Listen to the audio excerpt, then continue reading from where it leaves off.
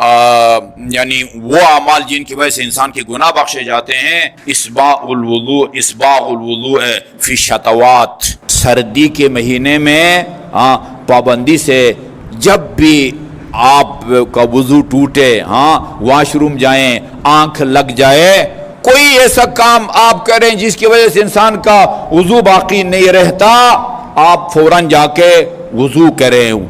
बाद रिवायात में इस मज़मून के गालिबन है दुम अला तहारा, वो अमाल की जिनके नतीजे में इंसान की रिज़्क़ रोज़ी में इजाफा फरमाता है अल्लाह ताला, उनमें से एक हमेशा बावुज़ू रहना है। वो सर्दियों के मौसम में खुसूसन हमारे अपने इलाके का पुराना शुमाली इलाका जात और आजकल का गिलगित बल्तिस्तान, हमने अपने इलाके में देखा है, एक जो है ना, इतना एक जो है ना हाथ उसकी तह होती थी बर्फ की, कुल्हाड़ियों से बर्फ को तोड़ के सुराख बनाया जाता था और वहां से पानी लेके लोग वुज़ू करते थे, नहाते थे खुली फजा में।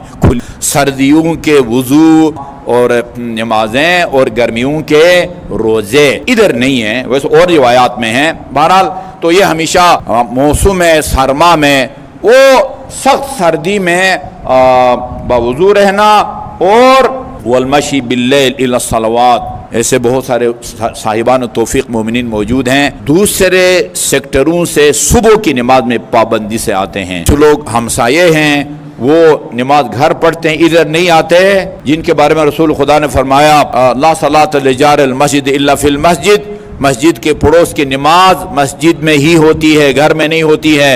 यानी वो नमाज नाकिस है, उसका वो सवाब नहीं है जो मस्जिद की नमाज का सवाब है। दूसरे सेक्टरों में गाड़ी में बैठ के सुबह की नमाज में, सुबह मगरिब ज़ोहर में, मगरिब में अक्सर मोमिनीन आते हैं, रात के वक्त चल के मसाजिद में नमाज के लिए जाने वाला, और वल मुहाफ़िज़तु अलल जमाआत, ये वही पाबंदी से नमाज जमात में शिरकत करने वाले, और अच्छा जी सलवात, और मुबिक़ात कौन से हैं? मुबिक़ात जिनकी वजह से इंसान यानी खुदा की तरफ से अज़ाब और इक़ाब का हक़दार बनता है, ये ज़्यादा तवज्जो तलब हैं। नंबर एक शुहन मुता। देखें, कुछ चीज़ें इंसान के अल्लाह फितरत में रखता है, हमारी सृष्टि में, हमें अपने आप को पैदा करने के बाद अल्लाह ने हमारी सृष्टि में कुछ चीजें रखी हुई हैं, वो फितरी तकाजा है। अपने आप से मोहब्बत, वालिदैन से मोहब्बत, कमाल से मोहब्बत, जमाल से मोहब्बत, मोहसिन एहसान करने वाले से, फितरियात। ये मदारिस में किताब पढ़ाई जाती है, उसमें इसी इन्वान से कुछ बहसें हैं, फितरियात। इंसान फितरी तौर पर वो चाहता है कि मेरा जो पैसा है ना मेरे पास महफूज रहे। हमारे एक उस्ताद थे, खुदा रहमत करे, हमारे पाकिस्तान के अक्सर बुजुर्ग उलमाए किराम उनके शागिर्दों के शागिर्द हैं, मोहम्मद अली मुदर्रिस, जो हमारे नजफ़ के 4 मराजू में से एक बड़े मरजे तक़लीद हैं, आयतुल्लाह इसहाक फैयाज़। हम इस बात पर फ़ख्र कर सकते हैं कि वो पाकिस्तानी पासपोर्ट के साथ वहाँ रह रहे हैं। आयतुल्लाह इसहाक हज़ारा हैं पाकिस्तानी पासपोर्ट, वो ये मोहम्मद अली मुदर्रिस के दामाद हैं। वो कहते थे, नजफ़ में एक तालिब इल्म कहा करता था कि देखो भाई, ये पैसे से मोहब्बत की कई वजूहात हैं। एक तालिब इल्म कहता था मुझे पैसे से मोहब्बत, कुछ लोगों को पैसे से मोहब्बत होती है, उनके पास घर नहीं है, घर बनाना चाहते हैं, घर तामीर करना चाहते हैं, इसलिए उनको पैसे से मोहब्बत है, पैसे की तलाश है। एक आदमी की शादी नहीं है, वो पैसे जमा कर रहा है ताकि शादी करे और इस जो है ना वो अजाब से जो है ना वो जल्दी निकल सके। कुछ लोग मसलन किताबें नहीं है, उनको किताबों से दिलचस्पी है, किताबें खरीदेगा। मैं कहते थे मैं भी पैसे से मोहब्बत करता हूँ, इसलिए नहीं कि उससे घर बनाऊंगा, शादी करूंगा, लाइब्रेरी बनाऊंगा। मैं पैसा से मोहब्बत इसलिए करता हूं कि वो पैसा है, पैसा से इसलिए मोहब्बत करता हूं कि वो पैसा है, वो मेरी जेब में रहे, मेरे अकाउंट में, बस मुझे उससे सुकून मिलता है। पैसा बराए पैसा, वो कहते हैं ये मेरी पसंदीदा चीज है। अल्लाह ने फितरत में रखी है पैसा। आपके पास बैंक बैलेंस हो, एक सुकून मिलता है। आपकी जेब में जो है ना वो 5-5 हज़ार के 20 नोट हों, लाख रुपया, ये पैसे से मोहब्बत होती है।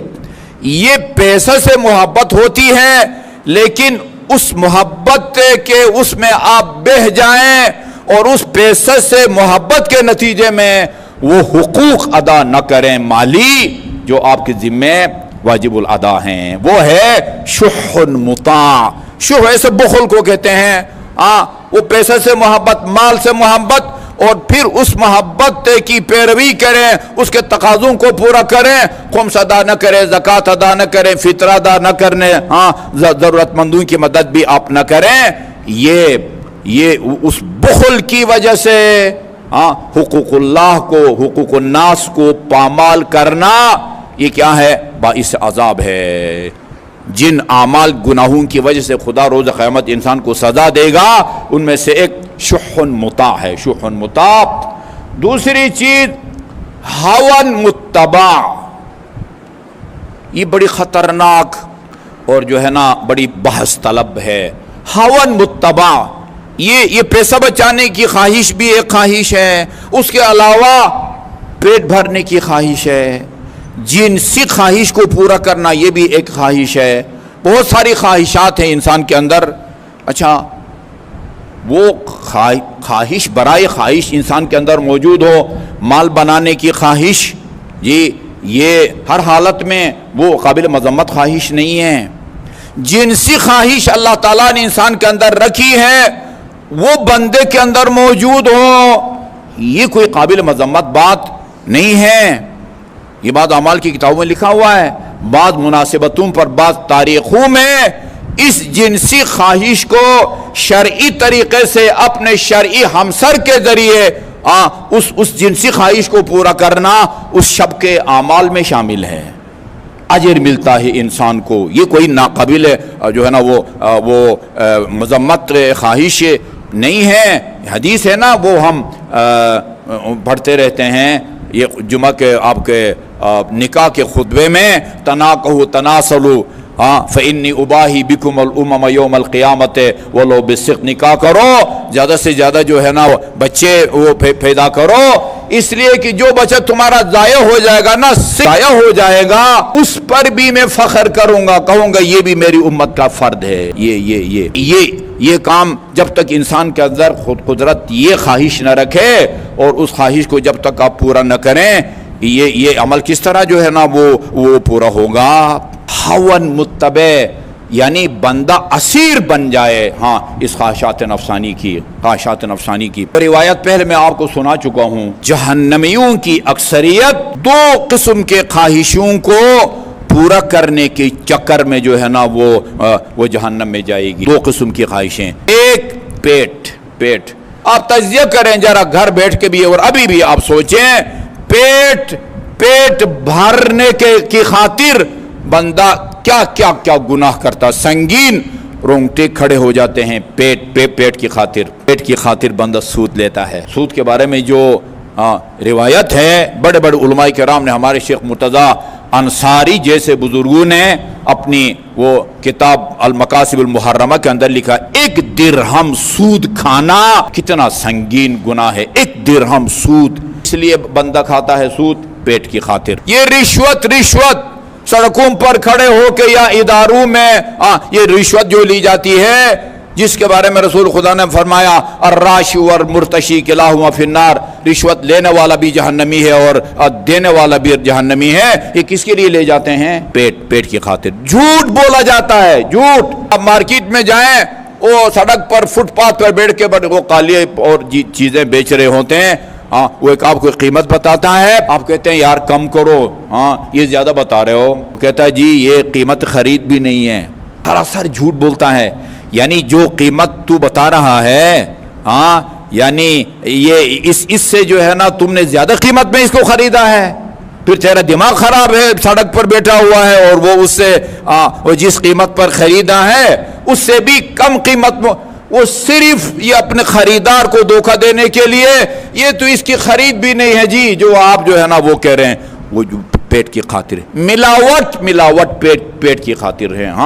فرمایا لیس منا من غش، یا من غش فلیس منا، وہ غش کرنے والا۔ ہم لاہور ہوتے تھے، وہاں ایک دودھ والا ہمیں دودھ دینے آتا تھا، عمر دین ان کا نام تھا۔ ہم اس سے بڑے فری تھے، کافی سالوں سے ہمیں وہ دودھ دیتا تھا۔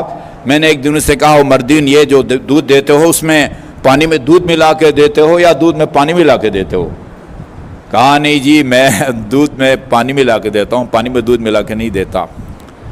پھر اس کے بعد 2 دودھ ہوتے تھے، کہا کہ یہ خالص ہے اس کی یہ قیمت ہے، ہاں یہ ملاوٹ والا ہے اس کی یہ قیمت ہے۔ یہ شاید گناہ نہ ہو، ہاں جو خالص کے نام سے بیچتا ہے اس میں اگر دودھ ملا ہوا ہو پھر کوئی حرج نہیں ہے۔ وہ اگر کہے یہ بھائی دودھ ہے اتنا، اس میں اتنا پرسنٹیج دودھ ہے بھینس کا یا گائے کا، اور اس طرح جو ہے نا فیصد اس میں پانی ہے، اور آپ راضی ہوتے اس کو خریدتے ہیں، اس میں کوئی حرج نہیں ہے۔ یہ مرچوں میں وہ اینٹیں پیس کے ملایا جاتا ہے، چائے کی پتی میں چنے کے پتے ملا کے۔ میں نے ایک دن کہا تھا یہ عصر کے وقت جو سبزیوں پر جو ہے نا پانی چھڑکاتے ہیں، وہ مرجھائی ہوئی سبزی جو ہے نا پھر سے دوبارہ تر و تازہ ہو جاتی ہے۔